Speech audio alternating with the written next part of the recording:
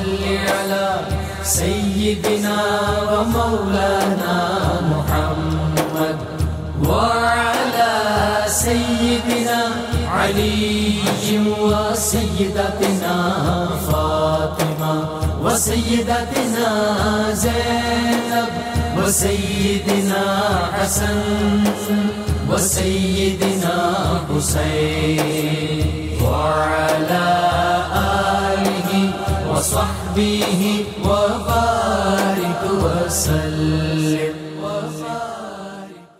اللهم صل على سيدنا ومولانا محمد صاحب التاج والمعراج والبراق والعلم دافع البلاء والوباء والقحط والمرض والألم اسمه مكتوب مرفوع مشفوع منقوش في اللوح والقلم سيد العرب والعجم اسمه مقدس معطر مطهر منور في البيت والحرم شمس الضحى بدر الدجى صدر العلا نور الهدى كهف الورى مصباح الظلم جميل الشيم شفيع الأمم صاحب الجود والكرم والله عاصمه وجبريل خادمه والبراق مركبه والمعراج سفره وفوق سدرة المنتهى مقامه وقاب قوسين مطلوبه والمطلوب مقصوده والمقصود موجود سيد المرسلين خاتم النبيين شفيع المذنبين أنيس الغريبين رحمة للعالمين راحة العاشقين مراد المشتاقين شمس العارفين سراج السالكين مصباح المقربين محب الفقراء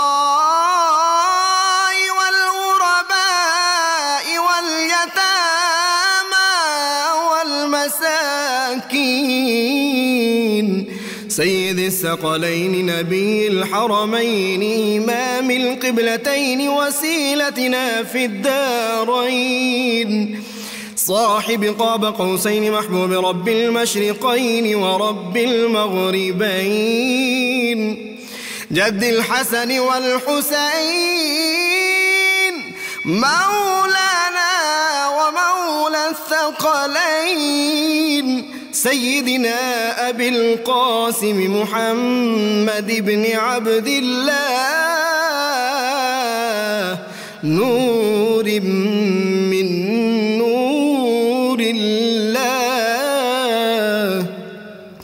يا أيها المشتاقون بنور جماله بلغ العلا بكماله كشف الدجى بجماله حصلت جميع خصاله صلوا عليه وآله وأصحابه وسلموا تسليما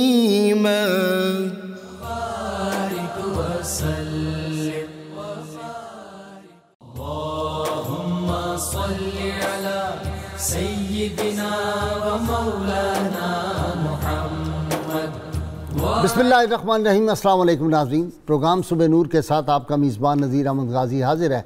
नाज़रीन किराम, हज़रत अबू अनीस मोहम्मद बरकत अली साहब रहमहुल्लाह की मशहूर तालीफ़ अस्माउन नबील करीम सल्लल्लाहु अलैहि वसल्लम से एक इसमें मुबारक पढ़ने की सआदत हासिल कर रहा हूँ।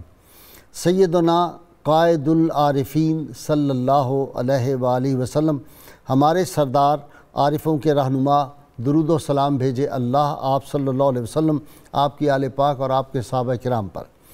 ارشاد باری تعالیٰ، بے شک وہ لوگ جنہوں نے کہا ہمارا رب اللہ ہے، پھر اس پر قائم رہے تو ان پر فرشتے نازل ہوتے ہیں کہ نہ ڈرو نہ غم کرو اور خوش رہو اس جنت پر جس کا تم سے وعدہ کیا جا رہا ہے۔ سیدنا ابو ہریرہ رضی اللہ عنہ سے روایت ہے کہ حضور نبی کریم صلی اللہ علیہ وآلہ وسلم نے فرمایا، اللہ تعالیٰ فرماتا ہے جو میرے کسی ولی سے دشمنی رکھے میں اس سے اعلان جنگ کرتا ہوں، اور میرا بندہ سب سے زیادہ نفلی عبادات کے ذریعے میرا قرب حاصل کرتا رہتا ہے، یہاں تک کہ میں اس سے محبت کرنے لگتا ہوں، اور جب میں اس سے محبت کرتا ہوں تو میں اس کے کان بن جاتا ہوں جس سے وہ سنتا ہے، اس کی آنکھ بن جاتا ہوں جس سے وہ دیکھتا ہے، اور اس کے ہاتھ بن جاتا ہوں جس سے وہ پکڑتا ہے، اور اس کے پاؤں بن جاتا ہوں جن سے وہ چلتا ہے۔ اگر مجھ سے وہ سوال کرتا ہے تو میں اسے ضرور عطا کرتا ہوں، اگر وہ میری پناہ مانگتا ہے تو میں ضرور اسے پناہ دیتا ہوں۔ ناظرین کرام، آج ہم ایک ایسی عظیم ہستی کا ذکر پاک کرنے کی سعادت حاصل کر رہے ہیں۔ اگر میں یہ کہوں کہ آج میں اور آپ میرے ناظرین بر صغیر کے جو مسلمان ہیں، یہ ان کا فیض اور ان کا صدقہ ہے کہ ہم رسول اللہ صلی اللہ علیہ وسلم کے امتی اور آپ صلی اللہ علیہ وسلم کے غلاموں کی فہرست میں ہمارا نام ہے۔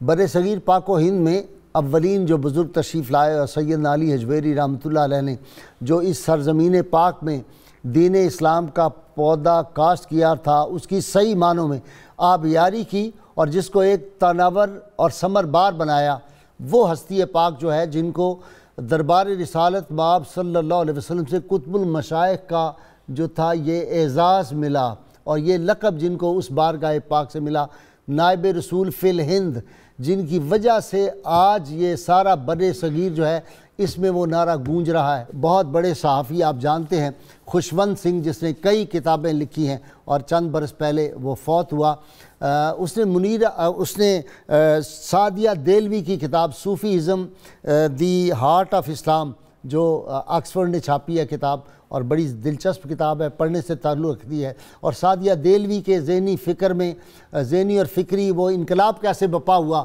وہ تو پہلے سیکولر مزاج کی تھی، پھر کیسے صوفیاء کرام نے عطا کیا، اور جس خاتون کو کہہ دیا تھا ڈاکٹروں کے تمہارے اولاد ہو ہی نہیں سکتی، پھر اللہ نے اس کو کیسے اولاد عطا کی، اور وہ کیسے اپنا بیٹا لے کے ان درگاہوں پہ گئی، وہاں سے اس نے کیا دعا مانگی تھی پہلے اور بعد میں، پھر کیسے روضہ نبوی پہ حاضر ہوئی، یہ کتاب کی بڑی تفصیل ہے۔ میں صرف اس کا دباچہ خوشونت سنگھ سے اس نے لکھایا، اس کی چند لائنیں اپنے آج کے پڑھے لکھے نوجوانوں کے لیے پڑھ رہا ہوں تاکہ ان کو سمجھ آئے کہ صوفی ازم کیا ہے، یہ سل کو دل کیسے بناتے ہیں، یہ ذہنوں میں انقلاب کیسے بپا کرتے ہیں، یہ دلوں پہ حکومت کیسے کرتے ہیں، نگاہوں کے زاویے کیسے بدلتے ہیں، دلوں کی دنیا کیسے بدلتی ہے، اخلاق کیسے بدلتے ہیں، اطوار کیسے بدلتے ہیں، اور یہ حقیقت میں قائد انقلاب ہوتے ہیں، انقلاب آفری، ان کا وجود بھی انقلاب آفری ہوتا ہے، ان کے قول اقوال بھی انقلاب آفری ہوتے ہیں، ان کے اعمال بھی انقلاب آفری ہوتے ہیں۔ میں خوشونت سنگھ نے جو دباچہ لکھا صوفیزم دی ہارٹ آف اسلام کا، اس کی صرف چند لائنیں پڑھ رہا ہوں۔ An aspect of Sufism in India must always be kept in mind. It was not Muslims invaders who converted millions of Indians to Islam by the sword, as many historians tell us, but the gentle preachings of Sufi saints who opened their hospices and welcomed men and women of all castes and creeds to join their brotherhood, and they did so in large numbers of their own free will, of the dozens or so Sufi silsilas order, the most prominent was the Chishtiya. اب اس میں اس نے ثابت کر دیا کہ یہ کوئی جو باہر سے آئے تھے فاتحین، انہوں نے یا یہاں کے حکمرانوں نے تلوار کے ذریعے لوگوں کو مسلمان نہیں کیا، بلکہ وہ خانقاہیں تھیں جس میں کسی کا مذہب مسلک کچھ نہیں پوچھا جاتا تھا، وہ مخلوق خدا کی خدمت کرتے تھے، ان سے محبت کرتے تھے، اور اس لیے یہ جو انقلاب تھا یہ پیدا ہوا تھا۔ چودھری خوشی محمد ناظر بر صغیر کے بہت بڑے شاعر تھے ہماری تقسیم سے پہلے، اور لوگ ان سے اچھی طرح واقف ہیں، اہل علم جو ہے، ان کے کچھ اشعار ہیں مجھے بہت پسند ہیں اسی بارے میں۔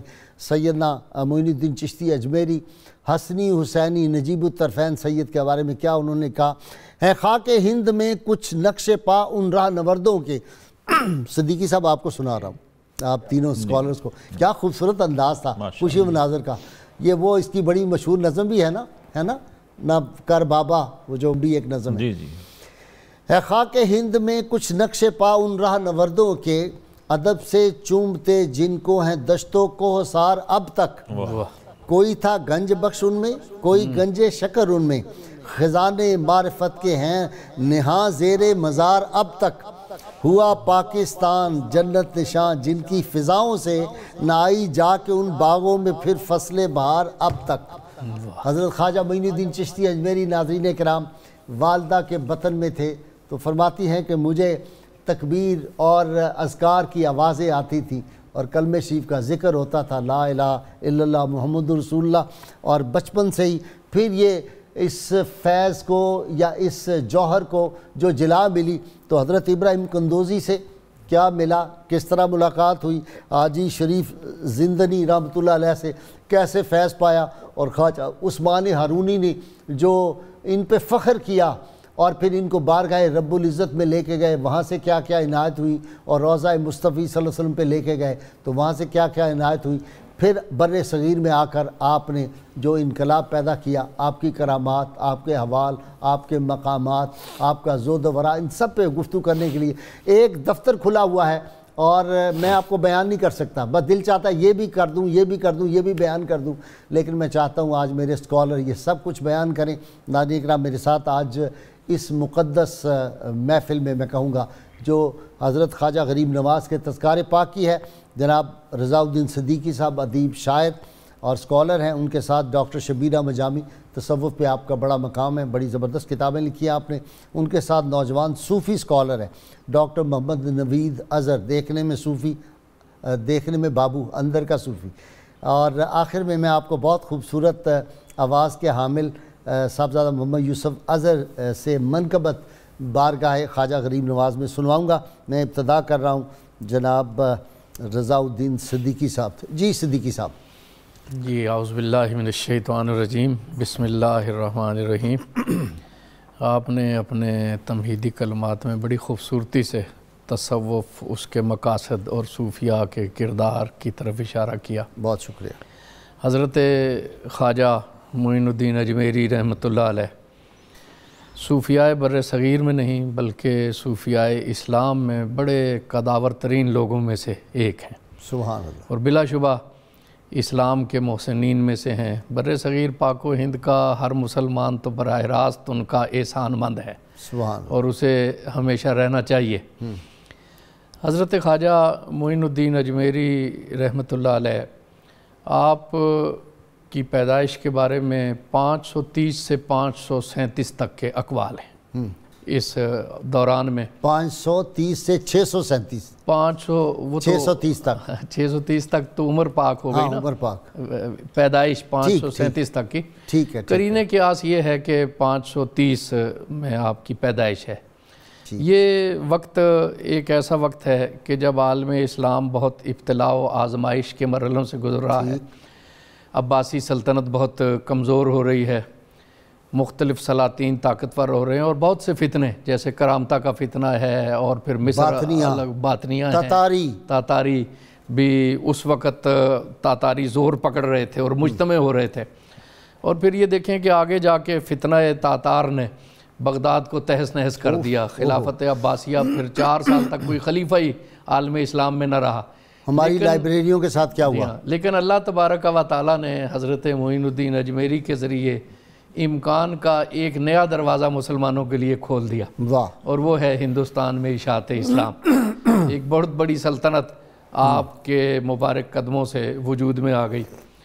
آپ کا علاقہ خراسان کا مردم خیز علاقہ ہے، جس کے بارے میں حضرت داتا گنج بخش رحمۃ اللہ علیہ نے فرمایا تھا کہ آفتاب اقبال ان دنوں خراسان پہ جلوہ فگن ہے. اور میں وہاں پہ 300 ایسے اہل اللہ سے ملا ہوں جن میں سے ہر ایک اپنے زمانے کے لیے کافی ہے. واہ واہ واہ. اور حضرت خواجہ کے والد غیاث الدین حسن رحمۃ اللہ علیہ بھی یقیناً انہی لوگوں میں سے ہیں کہ جو خراسان کے لیے وجہ افتخار ہیں. وہ پورا گھرانہ حسینی سید، والدہ کی طرف سے آپ حسنی ہیں، اور والدہ کا خاندان حضرت غوث اعظم رضی اللہ تعالیٰ عنہ کا خاندان ہے۔ اچھا، ایک روایت ہے کہ عبداللہ سومئی جو حضرت غوث اعظم کے نانا ہیں وہ آپ کی والدہ کے دادا ہیں۔ واہ سبحان اللہ سبحان تو اللہ۔ یہ ایک نسبت یعنی اس لڑی سے حسنی، سادات حسنی ہے وہ، ٹھیک۔ اور سادات حسنی میں سے بھی وہ لڑی جو کہ حضرت سیدنا شیخ عبدالقادر جیلانی غوث پاک رضی اللہ تعالیٰ عنہ کی اور لڑی، والد کی طرف سے والد کی طرف سے حسینی ہے۔ ٹھیک۔ وہ سیستان علاقہ معروف ہے، سجز قصبہ ہے جسے اب ہم اپنے عرف میں سنجر کہتے ہیں۔ سنجر اصل میں سلاطین سلطان شوکت سنجر و سلیم تیرے جلال کی نمود، فقر جنید و بایزید تیرا جمال بے نقاب۔ جیسے ہرون ہمارے نزدیک ذرا آسانی ہو جاتی ہے ہارونی کہتے ہوئے، تو وہاں پہ، اور جیسا کہ آپ نے فرمایا کہ آثار ولایت تو بچپن سے تھے، اور اللہ تبارک و تعالیٰ پھر ایسے لوگوں کی خود آبیاری کرتا ہے۔ میری مشاہدگی کی کیا ضرورت حسن معنی کو، کہ فطرت خود بخود کرتی ہے لالے کی ہنا بندی۔ اللہم صلی علی سیدنا و مولانا محمد وعلی سیدنا علی و سیدتنا فاطمہ و سیدتنا زینب و سیدنا حسن و سیدنا حسین وعلی آلہ و صحبہ و بارک وسلم۔ اللہم صلی علی سیدنا و مولانا محمد وعلی سیدنا علی و سیدتنا فاطمہ و سیدتنا زینب و سیدنا حسن و سیدنا حسین وعلی آلہ و صحبہ و بارک وسلم۔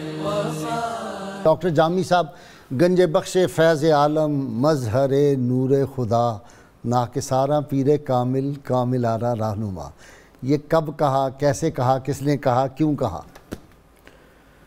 خواجہ معین الدین چشتی اجمیری رحمۃ اللہ علیہ کا تذکرہ خاص غازی صاحب ہو رہا ہے، تو خواجہ معین الدین چشتی اجمیری رحمۃ اللہ علیہ کی شخصیت اللہ تعالیٰ کی رحمت خاصہ اور حضور نبی اکرم صلی اللہ علیہ وسلم کے کمالات کا مظہر اتم تھی۔ سبحان اللہ سبحان اللہ سبحان۔ یعنی یہ جو اولیاء کبار ہیں تو ہمارے جو بالخصوص بانی سلسلہ بھی ہیں، ان کے پرتو میں حضور نبی اکرم صلی اللہ علیہ وسلم کا علم، معرفت، عشق اور وہ ساری روحانی اور علمی کیفیتیں یہاں واضح طور پر پوری تابانی اور شباب کے ساتھ جلوہ گر ہیں۔ ٹھیک۔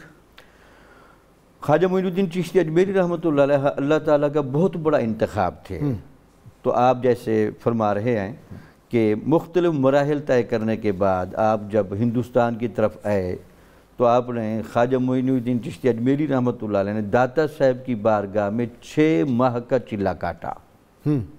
6 ماہ کا؟ 6 ماہ کا۔ اچھا یہ غلط مشہور ہے 40 دن کاٹا۔ یہ 6 ماہ کا چلہ ہے آپ کا۔ اچھا 40 دن والا نہیں کا نہیں۔ اس کے بعد اور 5 برس رہے لاہور میں؟ 5 برس رہے۔ سبحان اللہ۔ اس کے بعد پھر آپ نے حضور داتا صاحب رحمۃ اللہ علیہ کے مقام کے بارے میں اشارہ کیا، گنج بخش، کوئی طالب حقیقت آئے خزانہ دے دیتے ہیں، واہ واہ، فیض عالم، پوری دنیا کے لیے ایک مہتاب اور آفتاب جو گنج بخش کی شکل میں ہے، یہ سب کافی ہے۔ مظہر نور خدا جس نے اللہ تعالیٰ کے انوار کی تجلیات کو دن رات رحمت اور فیض کی شکل میں اور روحانی کشف کی شکل میں دیکھنا ہو، وہ آ کر گنج بخش کے مزار پر دیکھ لے۔ نا کے سارا پیر کامل کامل آرا رہنما، آپ اس جامع شخصیت کے مالک ہیں داتا گنج بخش رحمۃ اللہ علیہ کہ آپ سے عام کو بھی فیض ملا، خاصوں کو بھی ملا، خاص الخاص کو بھی ملا۔ بابا فرید صاحب رحمۃ اللہ علیہ کا جو چلہ مبارک یہاں ہے، اس کی ایک روایت یہ بھی ہے کہ جب آپ سے پوچھا گیا کہ آپ بالکل قریب بیٹھ کر چلہ کریں اور آپ اس چلہ گاہ سے مزار تک جس عقیدت کے انداز سے جاتے ہیں تو آپ نے فرمایا کہ جہاں تک فرشتے کھڑے ہوئے ہیں تو میں ان سے الگ ہو کر بیٹھنا چاہتا ہوں۔ واہ واہ واہ، ٹلہ بابا فرید ضلع کچہری کے بالکل ساتھ ہے۔ جی ٹبہ، جی ٹبہ بابا فرید۔ جی اچھا جی، ڈاکٹر نوید اظہر، زندہ بادشاہ کو گرفتار کر دیا جی جی، اور بعد میں واقعی گرفتار ہو جاتا ہے، اتنا طاقتور بادشاہ جی جی، پرتھوی راج۔ آپ بڑے صاحب کرامت تھے، اور میر خرد کرمانی رحمۃ اللہ علیہ آپ کے بارے میں لکھتے ہیں کہ اس سے بڑی آپ کی کیا کرامت ہو سکتی ہے کہ جو بزرگ آپ کی بارگاہ میں حاضر ہوتے تھے وہ بادشاہ دین بن کر اٹھتے تھے۔ واہ واہ واہ، دنیا میں بھی لوگوں کے دلوں پر ان کی حکومت ہے، اور قیامت کے دن بھی ان کی شان یہ ہوگی کہ فی مقعد صدق عند ملیک مقتدر، سچی عزت کی جگہ بادشاہ کے قریب، اللہ تعالیٰ کے قریب بیٹھے ہوئے ہوں گے، مسند نشین ہوں گے، جو بڑا صاحب اقتدار ہے۔ خواجہ عثمان ارونی کی وہ دعا کا بھی ذکر کر دینا کہ اس تمہارے مرید اور تمہارے مریدوں کے مرید جتنے ہوں گے یہ تم سب کو جنت میں لے کے جاؤ گے۔ اس سے بڑی کیا بات ہو سکتی ہے کہ حضرت خواجہ عثمان ہرونی رحمۃ اللہ علیہ فرمایا کرتے تھے کہ معین الدین اللہ کا محبوب ہے اور مجھے اس کے مرید ہونے پر فخر ہے۔ تو آپ کی سیر و سیاحت جو تھی وہ ابراہیم قندوزی کی نظر جب پڑی تو کیفیت تبدیل ہو گئی، اور اس کے بعد پھر سمرقند و بخارا کا سفر کیا، وہاں حفظ قرآن کیا، تعلیم حاصل کی، پھر وہاں سے عراق کی جانب جب چلے تو نیشا پور کے پاس ہرون کے قصبے میں خواجہ عثمان رحمۃ اللہ علیہ سے ملاقات ہوئی۔ اچھا، حضرت ابراہیم قندوزی سے بیعت نہیں کی؟ نہیں، فیض لیا ان سے؟ ہاں جی، فیض لیا۔ بیعت یہ پہلی یہیں پہ کی ہے؟ جی ہاں، حضرت عثمان ہرونی رحمۃ اللہ علیہ ان سے کی ہے۔ نہیں، مجذوبیت کیفیت تھی حضرت وہ تو مجذوب تھے نا، مجذوب بیعت ہی نہیں کرتے۔ وہ تو ظاہر انہوں نے وہ ٹکڑا جو روٹی کا ٹکڑا دیا تو آپ کے اندر انوار پیدا ہو گئے، اور سارا کچھ بیچ دیا۔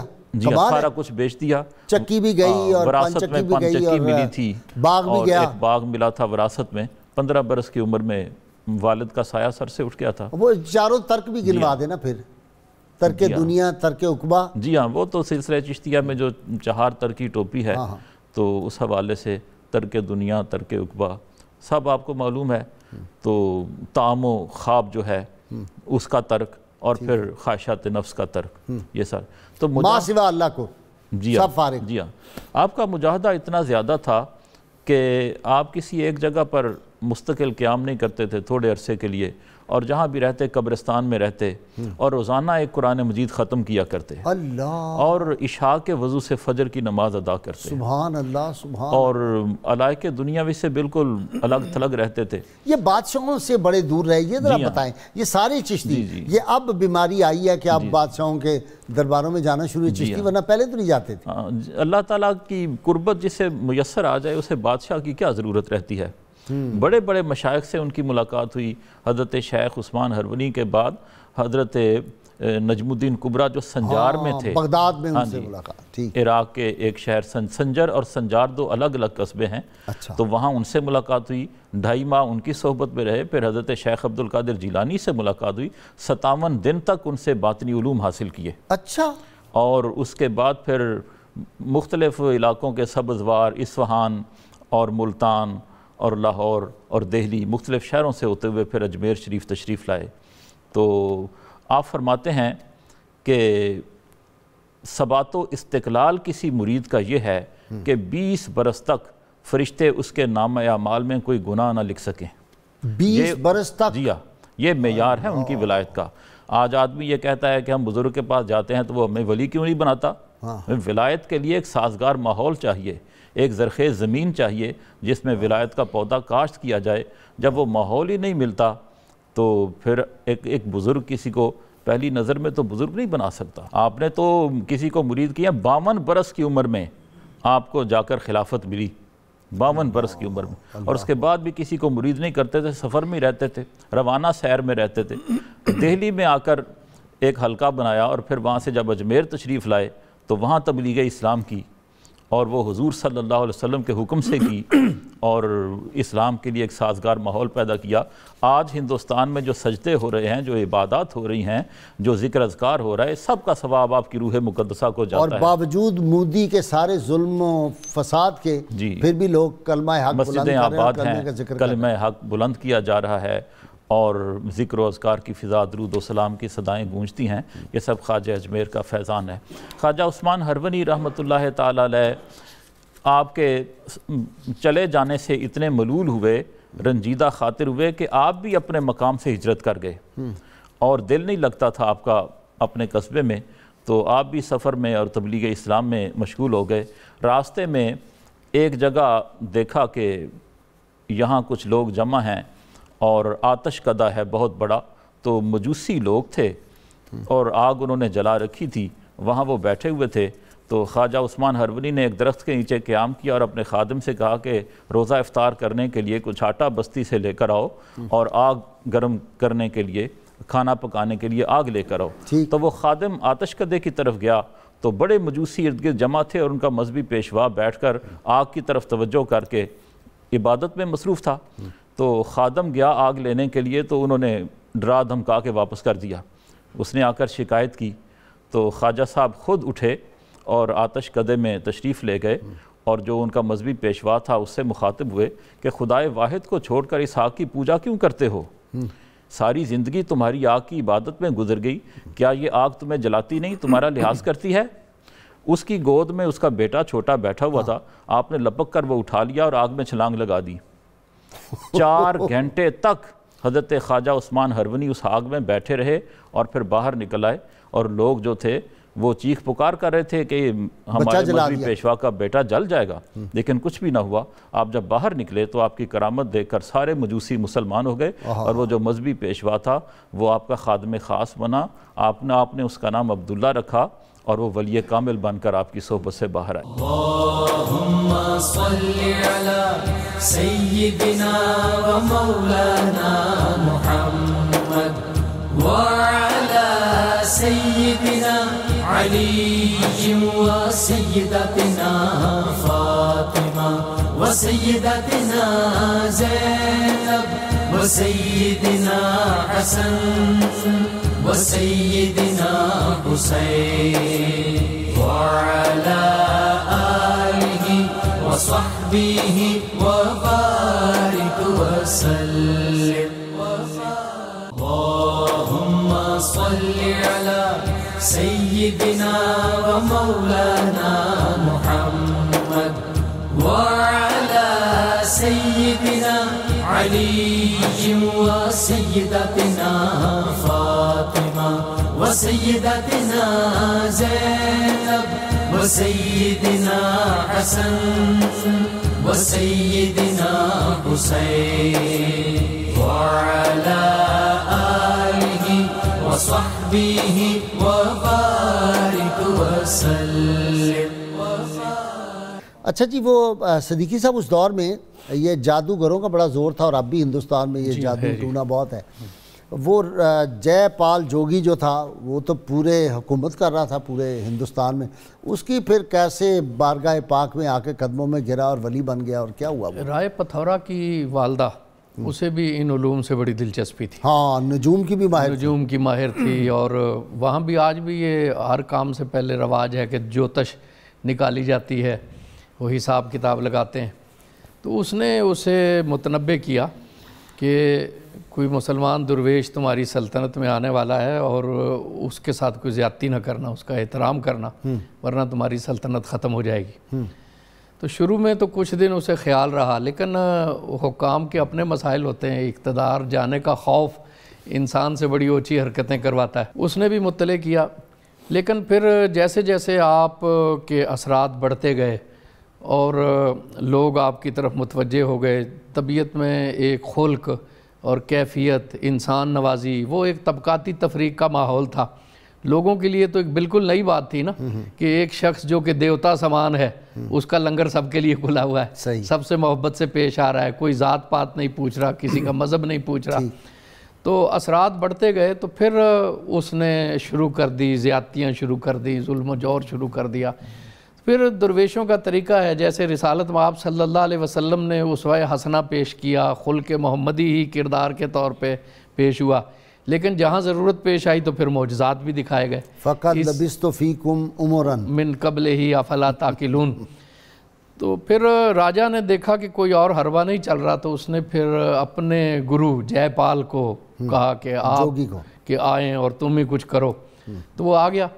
حضرت خواجہ غریب نواز کے ساتھ پوری ایک جماعت تھی درویشوں کی، 40 افراد تھے جنہیں خواجہ عثمان ہارونی رحمۃ اللہ علیہ نے تیار کیا تھا، 40 افراد، اور اس جماعت کے ساتھ آپ آئے تھے۔ جو آپ کی کوششیں ہیں وہ اس کا ہم جائزہ لیں تو وہ بڑی ایک جد و جہد ہے۔ ملتان میں رہ کے آپ نے سنسکرت سیکھی، یہاں کی تہذیب کا مطالعہ کیا اور پھر آئے۔ پھر جے پال جب آپ کے سامنے آیا اور پھر مختلف قسم کے اس نے حربے استعمال کیے، آپ نے اپنے درویشوں کو کہا کہ میں نے حصار باندھ دیا ہے، تمہیں کچھ بھی نہیں ہوگا، کر لے جو کرنا ہے کر لے جی، اور یہ ہیں تو شعبدے۔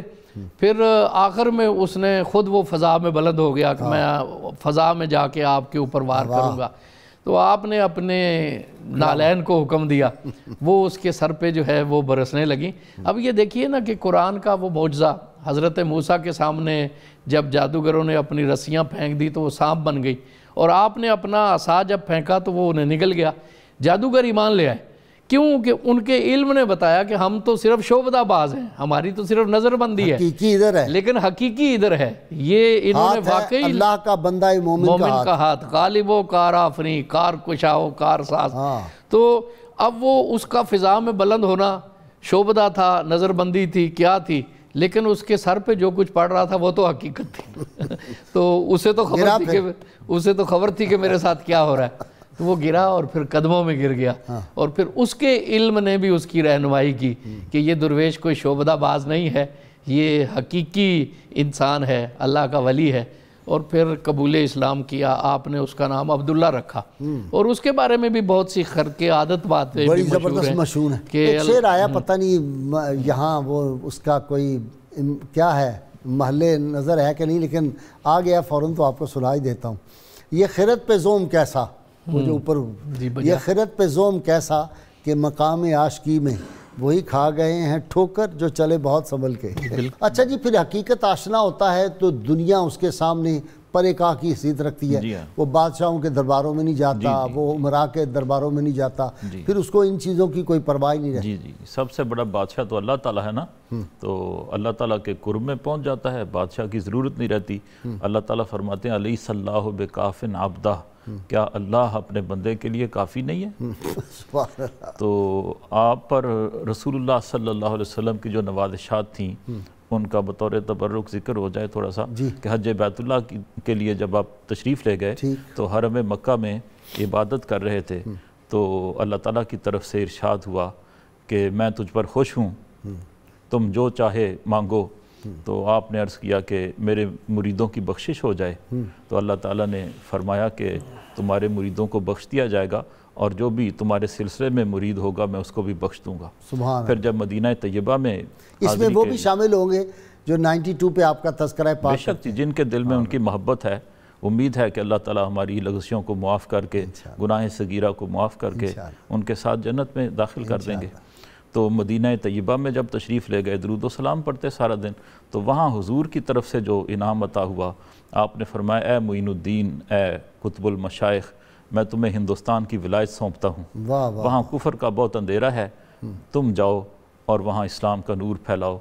کہتے ہیں اجمیر دکھا بھی دیا گیا تھا، بیدار ہوئے تو خیال آیا کہ اجمیر کہاں ہے، فرمایا نا کہ اجمیر چلے جاؤ، تو اجمیر کہاں ہے؟ تو پھر نیند میں حضور پاک صلی اللہ علیہ وسلم نے ساری دنیا کا مشاہدہ کروایا، اس میں اجمیر کو نمایاں کر دیا گیا، اجمیر کی پہاڑیاں، اجمیر کے میدان سب آپ پر منکشف ہو گئے، اجمیر کا قلعہ بھی دکھا دیا گیا، ایک انار بھی خواب میں آپ کو عطا فرمایا اور فرمایا کہ میں تمہیں اللہ کے سپرد کرتا ہوں۔ یہی وجہ تھی کہ جو جادوگروں نے آپ پہ حملے کیے ان سے آپ کا کچھ نہیں بگڑا، نہ آپ کے مریدوں کا کچھ بگڑا، بلکہ ان کا ہی بگڑا کہ ان کا پندار علم جو تھا زمین بوس ہو گیا اور وہ اسلام کی چوکھٹ پہ آ کے بیٹھ گئے۔ اچھا وہ بتائیں، وہ کیا تھا کہ حضرت خواجہ عثمان ہارون کے پاس بیٹھے اور آپ نے ان کو جب وہ 2 دن عبادت کروائی رات دن اور وہ پڑھوائے وظائف سارے، تو انہوں نے کہا اوپر دیکھو، سبحان اللہ، تو انہوں نے کہا عرش اعظم تک میری نگاہ جا رہی ہے، لوح محفوظ تک، اور آپ نے کہا نیچے دیکھو، نیچے دیکھا تو کہا تحت الثری تک نظر جا رہی ہے۔ یہ کیا ہوتا ہے جی؟ جی بس دل کی آنکھیں کھل جاتی ہیں نا، اللہ تعالیٰ کوئی اندازہ کر سکتا ہے اس کے زور بازو کا؟ جی ہاں، نگاہ مرد مومن سے بدل جاتی ہیں تقدیریں۔ یہ حدیث پاک میں آتا ہے نا، حضور نے پوچھا کہ حارثہ صبح کیسے کی، یہ حارثہ بن سراقہ بالکل نو عمر صحابی ہیں، ٹھیک، اور انہوں نے عرض کی کہ میں نے مومن حقیقی کی حیثیت سے صبح کی. آپ نے ارشاد فرمایا ہر چیز کی کوئی دلیل ہے, آپ کے ایمان کی دلیل کیا ہے؟ انہوں نے آپ کی بارگاہ میں گزارش کی کہ میں نے آپ کی اتباع میں اپنی راتوں کو بیدار کر لیا ہے, دن کو روزے سے آراستہ کر لیا, اب نظر اٹھاتا ہوں تو عرش کو اپنے سامنے معلق دیکھتا ہوں. واہ واہ واہ. پھر میں دیکھتا ہوں کہ جنتی ایک دوسرے کی زیارت کے لیے شاداں و فرحا جا رہے ہیں. پھر میں دیکھتا ہوں کہ جہنمی ایک دوسرے سے متنفر اور گریزاں ہو کے بھاگ رہے ہیں. یہ تو وہی فیضان ہے نا جو امت میں جاری ہے. نوید اظہر صاحب, ڈاکٹر یہ بتاؤ کہ رات عشاء کی نماز جو تھی وہ پڑھتے تھے جا کے حرم پاک میں کعبۃ اللہ میں, اور صبح کی نماز پھر اجمیر میں, یہ کیسے ہے؟ بس ٹائم اینڈ سپیس ان کے لیے نا مختلف ہوتا ہے. روحانی جو وجود ہوتے ہیں ان کا ٹائم اور ان کی سپیس مختلف ہوتی ہے. جیسے ملائکہ ہیں تو ایک نور ہے جو ملائکہ سے بھی قوی ہے, ملائکہ بھی ایک نور ہیں, لیکن روح کا جو نور ہے وہ ملائکہ سے بھی قوی ہے. ٹھیک, تو اس کے لیے تو ٹائم اینڈ سپیس نہیں ہے. اور جنات جو ہیں, جی ہاں, انسان تو افضل ہے نا ان سے, اور جن جہاں چاہے پہنچ جائیں. رسول اللہ صلی اللہ علیہ وسلم گئے کہ نہیں شب معراج؟ اللہ تعالیٰ کی قوت سے چلے گئے. سرکار تو وراء الورا ہے نا آپ کی, تو کوئی یعنی مقابلہ کوئی سوچ بھی نہیں سکتا نا, نعوذ باللہ. میں تو یہ کہہ رہا ہوں کہ عاصم بن برقیہ اگر اتنی دور سے اٹھاتا ہے اور لے کے آ جاتا ہے تو حضور صلی اللہ علیہ وسلم کے امتیوں کو تو پھر بڑے بڑے علوم حاصل ہیں. بہت شکریہ ڈاکٹر صاحب آپ کا بھی, ڈاکٹر جامی آپ کا, اور صدیقی صاحب آپ کا. بریک لینی ہے ناظرین کرام, مجھے بہت مختصر آپ نے میرے ساتھ رہنا ہے. اللہم صلی علی سیدنا و مولانا محمد وعلی سیدنا علی و سیدتنا فاطمہ و سیدتنا زینب و سیدنا حسن و سیدنا حسین وعلی وصحبه وبارك وسلم. اللهم صل على سيدنا ومولانا محمد وعلى سيدنا علي وسيدتنا فاطمة وسيدتنا زينب وسيدنا حسن وسيدنا حسين وعلى آله وصحبه وبارك وسلم. کتاب الشفاء سے نسخے کا وقت جناب. لیلۃ الرغائب کا یہ وظیفہ ہے. ماہ رجب کی جو پہلی شب ہے, آج شام کو جو شب شروع ہوگی, اس کی بڑی فضیلت ہے. اس کا جو وظیفہ ہے وہ سن لیں. ماہ رجب کی پہلی شب جمعہ کو لیلۃ الرغائب کہتے ہیں. اس رات میں مغرب کی نماز کے بعد, یہ ہم سکرین پہ بھی آپ کو دکھا رہے ہیں, مغرب کی نماز کے بعد 12 رکعت نفل 6 سلاموں کے ساتھ ادا کی جاتی ہے. ہر رکعت میں الحمد شریف کے بعد سورۃ القدر 3 مرتبہ اور سورۃ الاخلاص 12 مرتبہ پڑھتے ہیں. نماز سے فارغ ہونے کے بعد یہ درود شریف 70 بار پڑھیں. اللہم صلی علی محمد النبی الامی وعلی آلہ وصحبہ وسلم. پھر سجدہ میں جا کر 70 دفعہ یہ پڑھیں سبوح قدوس ربنا ورب الملائکۃ والروح, اور سجدہ سے سر اٹھا کر 70 بار پڑھیں رب اغفر وارحم وتجاوزوا اما تعلم فإنک انت العلی الاعظم. پھر دوسرا سجدہ کرے اور اس میں بھی وہی دعا پڑھیں. اللہ رب العزت کے حضور خلوص نیت سے دعا مانگیں, جو دعا مانگیں گے وہ قبول ہوگی. خواجہ معین الدین چشتی خواجہ غریب نواز رحمۃ اللہ علیہ فرماتے ہیں, جس شخص میں 3 خصلتیں پائی جائیں تو سمجھ لو کہ وہ اللہ کا دوست ہے. دریا جیسی سخاوت, آفتاب جیسی شفقت, زمین جیسی تواضع, یعنی عز. جی محمد یوسف اظہر. غریب آئے ہیں در پر تیرے, غریب نواز, غریب آئے ہیں در پر تیرے, غریب نواز. کرو نوازی میرے غریب